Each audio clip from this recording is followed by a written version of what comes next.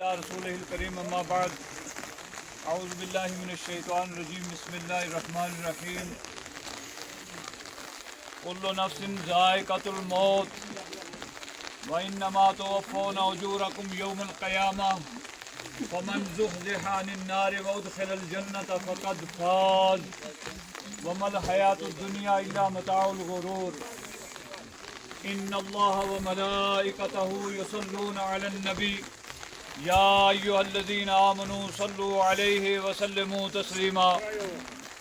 ادب و احترام سے سارے لوگ درود شریف پڑھیں۔ اللہم صلی علی محمد وعلی آل محمد کما صلیت علی ابراہیم وعلی آل ابراہیم انک حمید مجید۔ اللہم بارک علی محمد وعلی آل محمد کما بارکت علی ابراہیم وعلی آل ابراہیم انک حمید مجید۔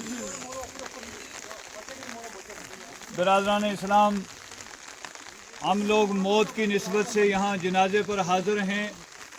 اللہ تعالیٰ نے قرآن کریم میں ارشاد فرمایا ہے کل نفس ذائقۃ الموت، ہر نفس نے موت کا ذائقہ چکھنا ہے۔ جو بھی دنیا میں آیا ہے اس نے ایک دن جانا ہے۔ ہر ذی روح نے اس مرحلے سے گزرنا ہے۔ آج یہ ہماری عزیز ہم سے جدا ہو رہی ہیں اور ہر ایک نے اسی طرح جانا ہے۔ ہر ایک کے لیے وقت متعین ہے، ہر ایک کو سانس گن کر دیے گئے ہیں۔ ہم اپنی مرضی سے آئے بھی نہیں اور اپنی مرضی سے جانا بھی نہیں۔ دنیا میں آنے میں بھی ہم اللہ کے محتاج ہیں، جس طرح اللہ نے چاہا جب دنیا میں بھیجا، اور دنیا سے جانے میں بھی ہم رب کے محتاج ہیں۔ جو رب کا حکم ہوگا اس پر لبیک کہنا پڑے گا۔ قُلْ يَتَوَفَّاكُمْ مَلَكُ الْمَوْتِ الَّذِي وُكِّلَ بِكُمْ ثُمَّ إِلَىٰ رَبِّكُمْ تُرْجَعُونَ۔ قرآن کریم میں اللہ تعالیٰ ارشاد فرماتا ہے تمہاری روح قبض کرے گا وہ فرشتہ جو اس کام پر مقرر کیا گیا ہے، اور پھر تمہیں لوٹ کر اپنے رب کی طرف جانا ہے۔ حضرت آدم علیہ السلام سے لے کر آج تک ان گنت انسان دنیا میں آئے ہیں اور کوئی بھی ہمیشہ یہاں نہیں رہا ہے۔ امم سابقین کے بارے میں تاریخ میں ہمیں یہ پتہ چلتا ہے کہ لمبی لمبی عمریں ملی ہیں، لیکن ایک دن پھر بھی دنیا سے جانا ہی جانا ہے۔ حضرت سیدنا نوح علیہ نبینا علیہ الصلاۃ والسلام کے بارے میں قرآن کریم میں تذکرہ ہے فَلَبِثَ فِيهِمْ أَلْفَ سَنَةٍ إِلَّا 50 عَامًا۔ حضرت نوح علیہ السلام اپنی قوم میں 950 سال تک تبلیغ فرماتے رہے، لیکن پھر آخر ایک دن اس قوم کو بھی دنیا سے جانا ہے۔ آج جتنے ہیں انہوں نے بھی جانا ہے۔ ہمیں اس بات کی فکر کرنی چاہیے کہ ہم آئے کیوں ہیں اور جانے والے دنیا سے لے کر کیا جا رہے ہیں۔ اگر یہ بات سمجھ میں آ جائے تو ہمارا آنا جانا کامیاب ہے، اور اگر یہ بات سمجھ میں نہ آئے اور یہ فکر ہم نہ کر سکیں تو پھر آنا جانا ناکام اور بیکار ہے۔ اللہ رب العالمین احکم الحاکمین نے قرآن کریم میں ارشاد فرمایا ہے یا ایھا الناس اعبدوا ربکم الذی خلقکم والذین من قبلکم لعلکم تتقون۔ اے لوگو، عبادت کرو اپنے رب اس ذات کی جس نے تمہیں پیدا کیا ہے۔ ہمیں کیوں پیدا کیا گیا ہے؟ اس لیے پیدا کیا گیا ہے کہ ہم اللہ ہی کی عبادت کریں، اور عبادت کی جتنی قسمیں ہیں وہ اللہ کے لیے خاص ہیں۔ عبادات میں بڑی عبادت نماز ہے، اور آج ہمارے سماج معاشرے میں اگر ہم باریکی سے دیکھیں تو سب سے زیادہ کوتاہی بھی اسی میں ہو رہی ہے۔ نماز، یہ نبی پاک صلی اللہ علیہ وسلم نے ارشاد فرمایا میری آنکھوں کی ٹھنڈک نماز میں۔ نبی پاک صلی اللہ علیہ وسلم نے ارشاد فرمایا کہ نماز مومنوں کی معراج ہے۔ یہ نمازیں معراج میں فرض ہوئی ہیں۔ رسول اللہ صلی اللہ علیہ وسلم آسمانوں پر تشریف لے گئے، اللہ تعالیٰ نے اپنے مہمان کو بلایا۔ بلانے والا بھی رب ہے جو رب العالمین ہے، خالق ارض و سماوات ہے، اور جو مہمان ہیں وہ بھی جن کے مقابلے میں جن جیسا رب نے کوئی بنایا ہی نہیں ہے، نہ بنایا نہ بنائے گا، نہ کوئی آسمانوں پر گیا اور نہ جائے گا۔ آپ صلی اللہ علیہ وسلم معراج میں تشریف لے گئے، آسمانوں پر اللہ رب ذوالجلال نے نمازوں کا تحفہ عطا کیا ہے، نمازیں فرض فرمائی ہیں۔ دوستو بزرگوں، یہ نمازیں شروع میں 50 نمازیں تھیں۔ جب رسول اللہ صلی اللہ علیہ وسلم واپس تشریف لائے اور چھٹے آسمان پر حضرت موسیٰ علیہ السلام سے ملاقات ہوئی، حضرت موسیٰ علیہ السلام نے پوچھا کہ آپ کے رب نے آپ کے لیے کیا آپ کی امت کے لیے تحفہ عطا کیا ہے؟ آپ نے فرمایا کہ میری امت کے لیے 50 نمازیں فرض کی گئی۔ موسیٰ علیہ السلام نے فرمایا کہ میں بنی اسرائیل میں بہت عرصہ رہا ہوں، آپ کی امت 50 نمازیں نہیں ادا کر پائے گی، ابھی موقع ہے، آپ جائیں اور رب سے تخفیف کروائیں۔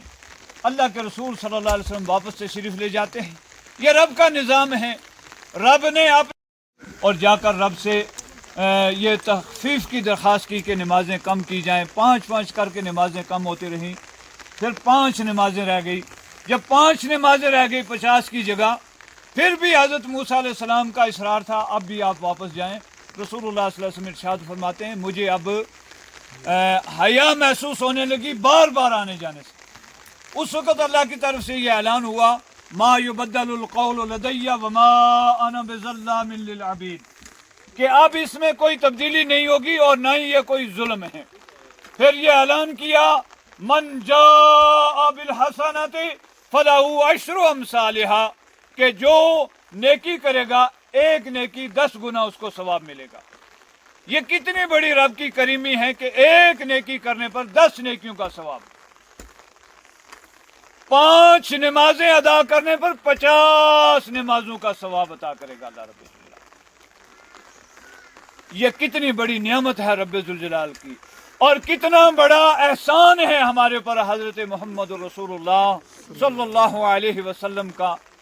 امام ابن قیم رحمہ اللہ نے لکھا ہے رسول اللہ صلی اللہ علیہ وسلم کا حق ہم سے ادا نہیں ہو سکتا، اگر جتنے سانس ہم لیتے ہیں ہر سانس کے ساتھ 1 مرتبہ ہم درود شریف پڑھتے رہیں تب بھی رسول اللہ کا حق ادا نہیں ہوتا کہ آپ نے امت کے لیے کتنی خیر خواہی، کتنی ہمدردی کی۔ آج اگر 50 نمازیں ہوتی تو کتنی مشکل تھی 50 نمازیں ادا کرنا، تو اب یہ 5 رہ گئیں۔ ثواب 50 کا ہے، ادا 5 کرنی ہے، اس میں بھی غفلت ہو رہی ہے۔ دوستو بزرگوں، عبادات میں سب سے بڑی عبادت، سب سے پہلی عبادت، اور جس کے بارے میں فرمایا اول ما یحاسب بہ العبد یوم القیامت الصلاۃ، فرمایا قیامت کے دن سب سے پہلے جس چیز کے بارے میں پوچھ ہوگی وہ نمازیں۔ فإن صلحت صلحت سائر العمل، اگر نمازیں درست ہیں تو سارے عمل درست ہیں، اگر نمازیں برباد ہیں تو گویا سب کچھ برباد ہے۔ ہمیں کوشش کرنی چاہیے، مکمل اہتمام کرنا چاہیے کہ نماز ہماری کوئی قضا نہ ہو، نماز ضائع نہ ہو، نماز برباد نہ ہو۔ اللہ کے رسول صلی اللہ علیہ وسلم نے ارشاد فرمایا من فاتتہ صلاۃ العصر فکأنما وطر اہلہ ومالہ، جس کی عصر کی نماز ضائع ہو گئی، جس کی عصر کی نماز چلی گئی، گویا اس کا آل عیال مال سب کچھ چلا گیا۔ اتنا بڑا نقصان ہے۔ آپ اندازہ لگائیے کہ ایک آدمی اگر گھر سے آیا اور جس وقت وہ گھر واپس جا کر دیکھے کہ نہ اس کا عیال باقی ہے، نہ اس کی جائیداد باقی ہے، مکان سب کچھ ڈوب گیا، پس پہ گئی، کوئی اور تنگی تکلیف آ گئی، سب کچھ ختم ہو گیا، کتنا بڑا نقصان ہے اس کا۔ یہ ایک نماز چھوڑنے کا اتنا بڑا نقصان ہے۔ اور کوشش کرنی چاہیے نمازیں وقت پر ادا کی جائیں۔ اللہ تعالیٰ نے قرآن شریف میں یہ ارشاد فرمایا ہے وَأَقِيمُوا الصَّلَاةَ إِنَّ الصَّلَاةَ كَانَتْ عَلَى الْمُؤْمِنِينَ كِتَابًا مَوْقُوتًا، کہ نماز قائم کرو، بے شک نمازیں مومنوں پر وقت کی پابندی کے ساتھ فرض کی گئی ہیں۔ نماز وقت کی پابندی کے ساتھ فرض کی گئی ہے۔ نماز کے سلسلے میں غفلت نہ ہو، نماز کے سلسلے میں کوتاہی نہ ہو۔ دیکھو، کوئی بھی بزرگ آدمی اگر کوئی وصیت کرتا ہے اس وصیت کی بڑی اہمیت ہوتی ہے۔ مثلا ہمارے ہاں سماج میں، معاشرے میں और लोगों के पास वसाया शरीफ के नाम पर कुछ किताबें होंगी कि हज़रत मियाँ साहब ने या हज़रत फलां बुज़ुर्ग ने ये वसीयत फरमाई है। लोग उसकी बड़ी कदर करते हैं और हमारे आपके और सारी कायनात के सरदार सरताज और दोनों जहां के सरदार हज़रत मोहम्मद रसूलुल्लाह सल्लल्लाहु अलैहि वसल्लम, आप अदब व एहतराम से दुरूद शरीफ पढ़ें। अल्लाहुम्मा सल्लि अला मुहम्मद व अला आलि मुहम्मद कमा सल्लैता अला इब्राहीम व अला आलि इब्राहीम इन्नका हमीदुम मजीद। अल्लाहुम्मा बारिक अला मुहम्मद व अला आलि मुहम्मद कमा बारकता अला इब्राहीम व अला आलि इब्राहीम इन्नका हमीदुम मजीद। आप जब दुनिया से पर्दा फरमाने वाले हैं, इस दुनियावी ज़िंदगी से आप तशरीफ़ ले जाने वाले हैं, आप वसीयत फरमाते हैं और उस वसीयत में जो वसीयत आपने फरमाई है वो 2 वसीयतें हैं और उनमें से बड़ी वसीयत अस्सलात, ऐ लोगों नमाज का ख्याल रखना, ऐ लोगों नमाज का ख्याल रखना, नमाज ज़ाया नहीं करना, नमाज कज़ा नहीं करना, नमाज बर्बाद नहीं करना, नमाज की पाबंदी करना। ये कितनी बड़ी अहमियत की बात है कि इमाम कायनात की वो हस्ती है। आप दुनिया में तशरीफ़ लाए, अल्लाह ताला ने साबका सारी आसमानी शरीयतें मनसूख कर दी। आप तशरीफ़ लाए, अल्लाह ताला ने ऐलान कर दिया कि अब सुबह क़यामत तक और कोई रसूल नहीं आएगा। मा कान मुहम्मदुन अबा अहदिम मिन रिजालिकुम वलाकिन रसूलुल्लाहि व खातमन नबिय्यीन। आप खातमन नबिय्यीन हैं और आपके बाद दुनिया में कोई रसूल और नहीं आएगा। आपने इरशाद फरमाया बोइस्तु अना वस्साअतु का हातैन, आपने 2 उंगलियों से इशारा फरमाया, इस तरह फरमाया मुझे और क़यामत को इस तरह साथ भेजा गया, यानी मेरे बाद अब कोई नबी नहीं आएगा, मेरे बाद अब क़यामत ही आएगी। आप दुनिया से तशरीफ़ ले जाते हुए अपनी उम्मत को, कौम को, रहती दुनिया को, इंसानियत को जो पैगाम देकर जाते हैं, जो वसीयत फरमा कर जाते हैं, वो कितनी अहम वसीयत है, कितना बड़ा मकाम है उस वसीयत का। आपने फरमाया ऐ लोगों नमाज का ख्याल रखना, नमाज में कोताही नहीं करना, नमाज में गफलत नहीं करना, नमाज में सुस्ती नहीं करना।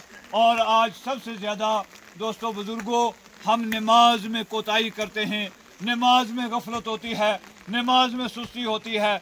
नमाज एक ऐसी इबादत है कि जिसमें कोई पैसा खर्च नहीं होता और ये हर एक के लिए है, अमीर गरीब, शाह गदा, मालदार या जिस भी हालत के हैं, मर्द हैं औरतें हैं, सब के लिए नमाजें ज़रूरी हैं। नमाज में कोई कोताही नहीं होनी चाहिए, नमाज में कोई गफलत नहीं होनी चाहिए, नमाज में कोई सुस्ती नहीं होनी चाहिए। नमाजों का ख्याल रखो। फिर फरमाया वमा मलकत ऐमानुकुम, जो तुम्हारे मातहत हैं, नौकर हैं, ग़ुलाम हैं या अपने मातहत जितने भी हैं उसमें बीवी भी आ जाती है, फरमाया उनके साथ हुस्न सलूक करो, उनके साथ अच्छा सलूक करो। लिहाजा ये मौत हर एक को आनी है, हर एक ने दुनिया छोड़नी है, हर एक ने दुनिया से जाना है। हमें कोशिश करनी चाहिए कि हम दुनिया से कुछ लेकर जाएं, खाली हाथ न जाएं। अगर हम खाली आए और खाली चले गए तो बड़ा नुकसान है, बड़ा नुकसान का सौदा है, गोया हमारा आना जाना बेकार हो गया। ये नहीं होना चाहिए। हमें ये जो उम्र दी गई है, इस उम्र के बारे में पूछ होगी। अल्लाह ताला कुरान करीम में इरशाद फरमाता है, क़यामत के दिन पूछा जाएगा अवलम नुअम्मिरकुम, क्या हमने तुम्हें उम्र नहीं दी? अल्लाह ताला ने उम्र दी है। ये जवानी, ये ताकत, ये ज़िंदगी, एक एक सांस के बारे में हमें पूछ होगी। इसलिए हम कोशिश करें कि खाली हाथ दुनिया से न जाएं, बल्कि कुछ लेकर जाएं, नेक अमल लेकर जाएं, नमाजें लेकर जाएं। और कब्र में भी अगर काम आने वाली चीज़ है तो वो नेक अमल हैं और नमाजें हैं। जनाजा इधर ही हो।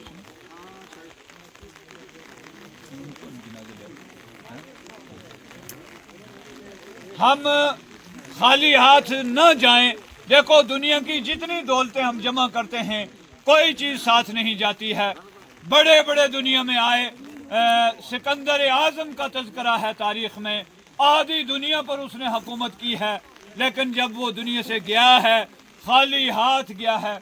मैंने एक दफ़ा पढ़ा एक आदमी के बारे में, उसने अपने बच्चों को वसीयत की कि मरने के बाद मेरे जब कफन डालो तो साथ साथ में मेरे पुराने जुराबे हैं, ये जुराबे मुझे पहना देना।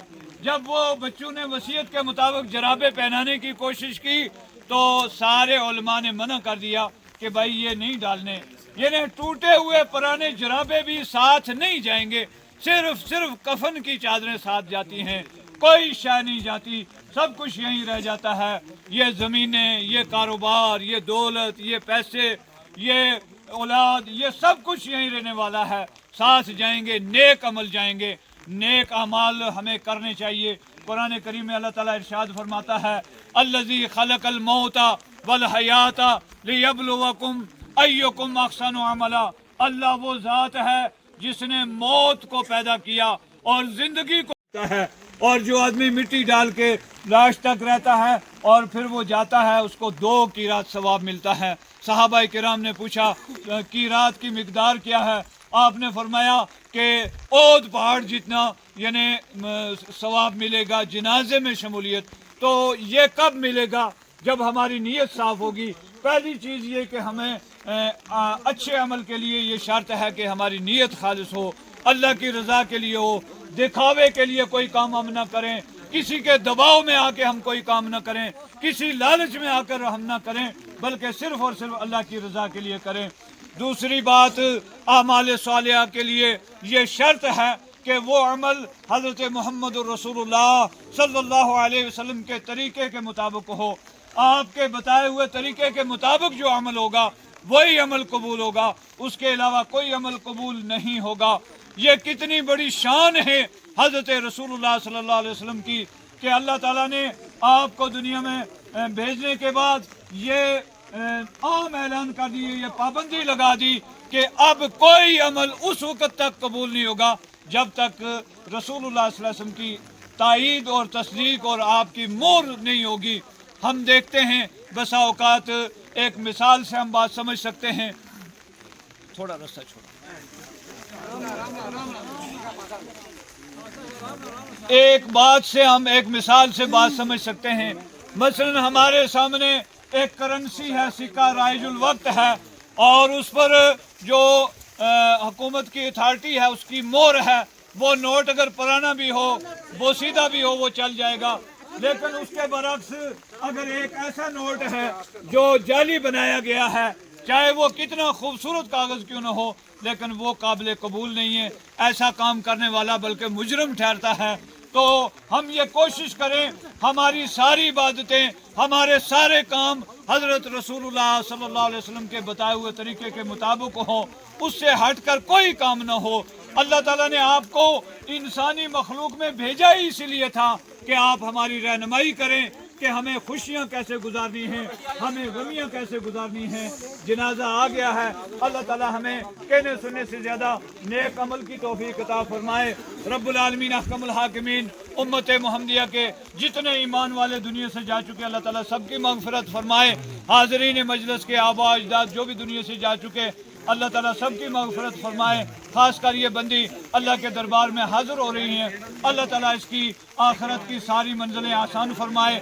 बशरी तकाज़े से जो भी कोताहियाँ, सुस्तियाँ, गलतियाँ हैं उनको अल्लाह ताला दरगुज़र और माफ़ फरमाए। जो नेकियाँ उनको कबूल और मंजूर फरमाए।